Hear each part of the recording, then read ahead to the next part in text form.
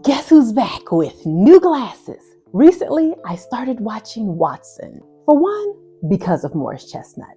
But the main reason I keep watching the show is because they put it in between The Tracker and The Equalizer. So for now, I'm stuck watching it. Side note, it's the worst of the three shows, and it's already been renewed for a second season, but Tracker and The Equalizer are on the bubble? The fuck?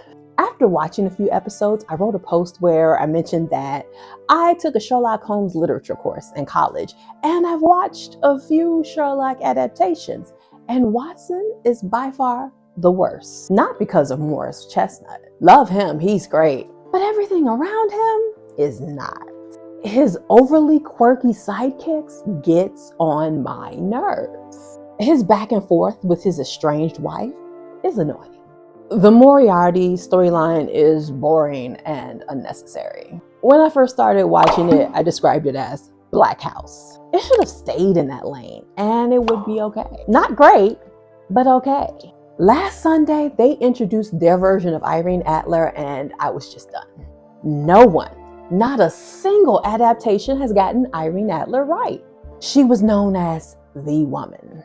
She was important because she was the only person to ever fool Sherlock Holmes. So in every adaptation, they make her a criminal or a con artist. Also, someone that Sherlock was in love with or infatuated with. And to me, these adaptations diminishes the importance of her character. So first, let's talk about Sherlock Holmes' character. I once did a video comparing 3 adaptations of Sherlock Holmes: Benedict Cumberbatch's, Robert Downey Jr.'s, and Johnny Lee Miller's. Of the 3, I think Benedict comes the closest, followed closely by Robert. They love to glom on to the whole Sherlock Holmes did cocaine thing, but there are things you must realize about that. First of all, he wasn't abusing illegal substances because cocaine wasn't illegal back then. I mean, he probably got it from a pharmacy. Watson was ahead of his time by encouraging Sherlock to stop using cocaine because he knew it was addictive, but that was not a widely held fact back then. Second of all, Sherlock only did cocaine because it mimicked the natural high he got from investigating. So he only shot up cocaine in between cases. Benedict misses the mark by making Sherlock unnecessarily mean.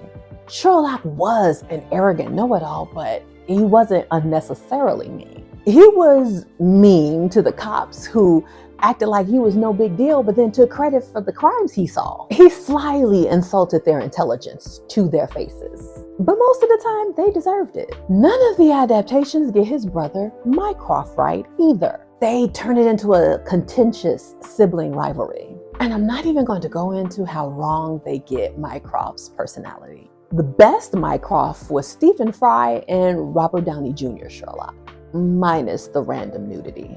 Sherlock does not have a contentious relationship with Mycroft. As a matter of fact, it's Sherlock himself who tells us that Mycroft was way smarter than him and was better at solving crimes, but he was lazy and he didn't like leaving his house.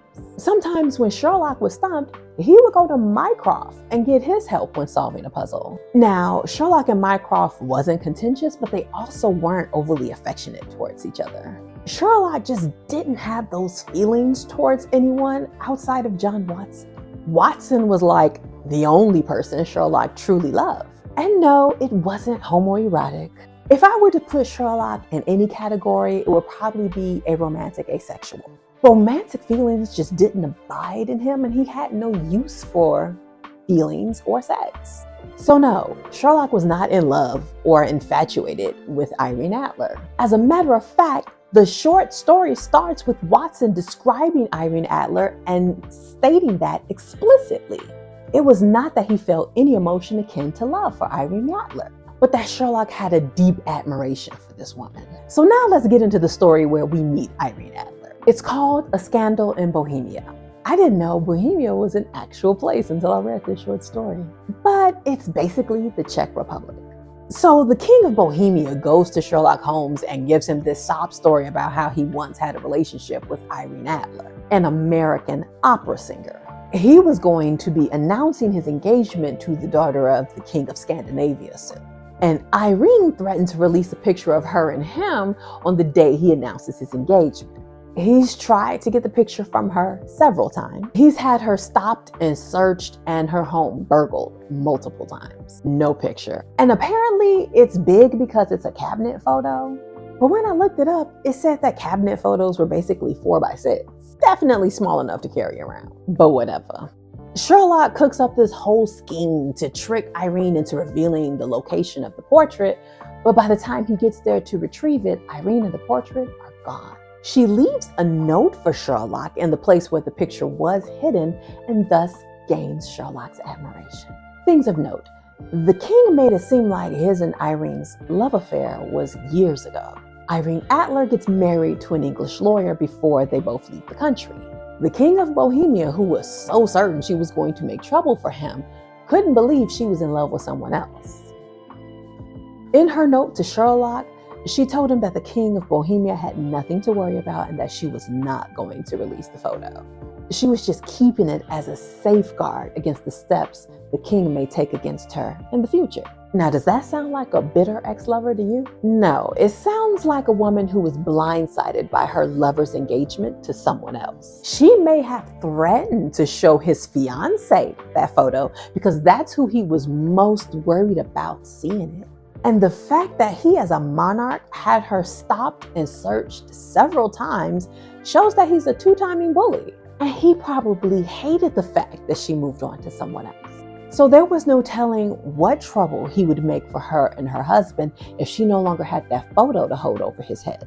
So no, Irene Adler was not a thief or a con artist or a blackmailer. She was a wronged woman of a lower class who had to protect herself from a powerful bully. As an opera singer in the Victorian age, she was on the same level as an actress, and they were just a step or two above a prostitute to the upper classes. Also, she did not outwit Sherlock Holmes because she was some criminal mastermind. It was simply because she was a woman. At the end of the story, Watson says that Sherlock used to make merry of the cleverness of women, but he hadn't since Irene Adler. A Scandal in Bohemia was the first short story of Sherlock Holmes. There were 2 novels before it, A Study in Scarlet and A Sign of 4.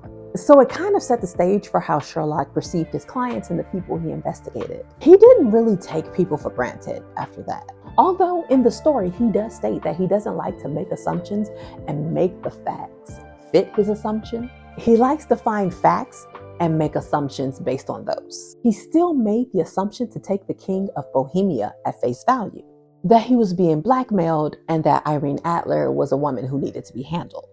I can't remember every single story of Sherlock Holmes, but he would usually base whether or not he should take his clients at face value based on the deductions he made of them. The only real deductions he made of the king was that he was the king of Bohemia when he was trying to pass himself off as just a servant. So how do the adaptations measure up? Let's start with Robert Downey Jr. Sherlock. Irene Adler was American, but she was a petty thief.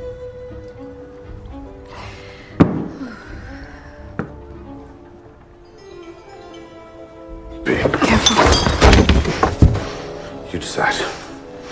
Which one? I told you to let it breathe. Can you taste the comet? This Sherlock respected her gangster and had affectionate feelings for her. Everyone has a weak spot. And he found mine. Where was it, precisely?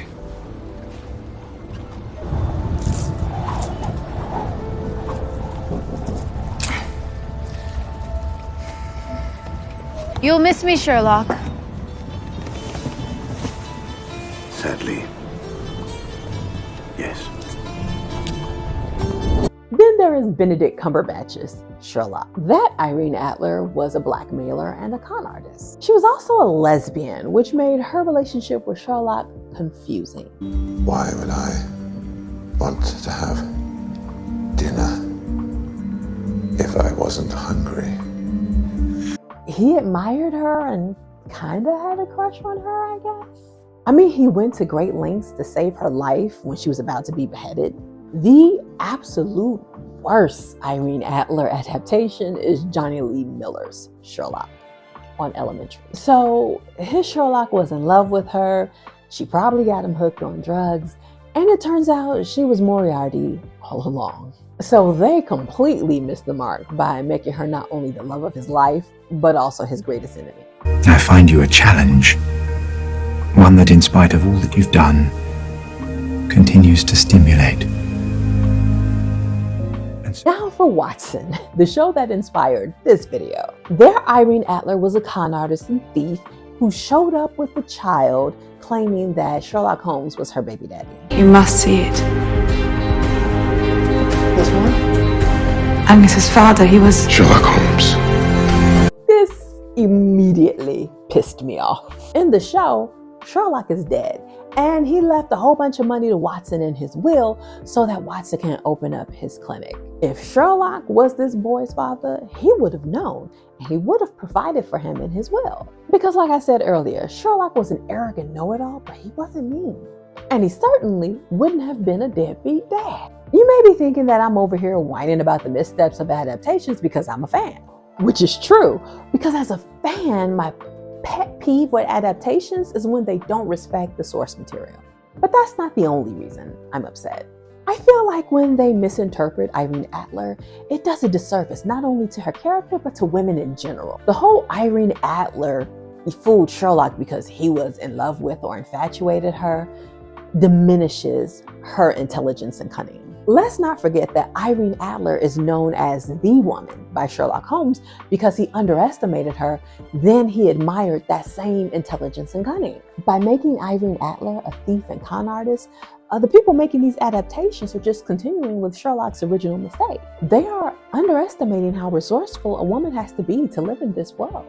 During that time, women were generally under someone's protection. But Irene Adler was not only a woman from a lower class, which was generally unprotected, she was American, so unless she had a load of cash, there was no way for her to break into the upper classes in England. She was at a disadvantage. Everything was against her. She was American, from a lower class, 30, and the very wronged lover of a very powerful man. She did not need to be a criminal mastermind in order to be impressive. Just getting through her life unscathed and married to a lawyer to boot should have been enough. Because the thing people adapting Sherlock Holmes keep forgetting, she wasn't Irene Adler by the end of the story. She was Irene Norton. The plot of A Scandal in Bohemia reminded me of that song, Someone That I Used to Know. The song starts off with this dude singing about how his girl up and left, changed her number and sent somebody else to pick up her stuff. He was shocked that she would treat him this way. Then she told her side of the story. And then he knew good and hell well why she left him the way she did. She was protecting her peace. And that was Irene Adler, protecting her peace and moving on from a trifling gaslighter. To put things in perspective, the story takes place in 1888. The king gave Sherlock £1,000 for his expenses in order to take the case. That wasn't even his whole fee. When I looked up what £1,000 in 1888 was in today's money, it was £166,100 and 75, whatever they call it. That's a lot of damn money to throw around to take something from a woman you screwed over. That was what Irene Adler was dealing with, and that was why she felt she needed to hold on to the photo to protect herself. Let's be real, Irene Adler is basically Cassie Ventura. So how do you feel about the many misinterpretations of Irene Adler in the Sherlock Holmes adaptations? Do you think I should do a video getting into how wrong they are with Mycroft every single time? Let me know in the comments below. If you enjoy my videos, please support the channel by subscribing or by donating through Ko-fi or Cash App. Or you can purchase merch related to my fantasy novel or just buy my fantasy novel, The Fairy Princess. Let's continue the conversation in the Fairy Princess Facebook group. All links in the description.